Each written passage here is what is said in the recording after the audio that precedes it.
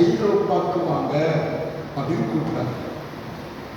அந்த சொப்பனத்திலே தோன்றினவர் யாராக இருந்திருக்கக்கூடும்? யாராக இருந்திருக்கக்கூடும்? லூக்காவாக இருந்திருக்கக்கூடும். கிளவாசிங்க கண்டபோது இதுல ஒரு வார்த்தை முக்கியமான, கர்த்தர் எங்களை அழைத்தார். இதுவரைக்கும் எப்படி சொல்லியிருக்கு? அவர்கள், அவன் அப்படின்னு சொல்லியிருக்கா. இங்க என்ன சொல்லி எங்களை அப்படின்னா லூக்காவாகிய நானும் அந்த கூட்டத்திற்குள் இருக்கிறேன். இந்த அப்போஸ்தலர் நடவடிக்கை புத்தகத்தை மக்கதோனியாவுக்கு போறாங்க. கிரேக்க நாட்டினுடைய வடக்கு பகுதி, சரியா? கிரேக்க நாட்டுடைய தெற்கு பகுதி என்னது?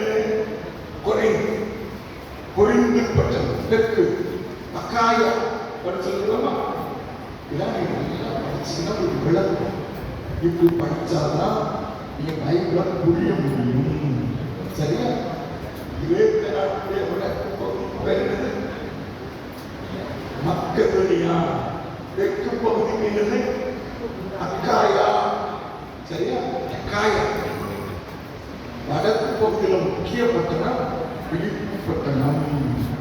தெற்கு பகுதியில் முக்கிய பட்டணம் கொரிந்து பட்டணம், சரியா? ஞாபகம் வச்சுக்கோங்க. எல்லாம் மறந்துருங்க.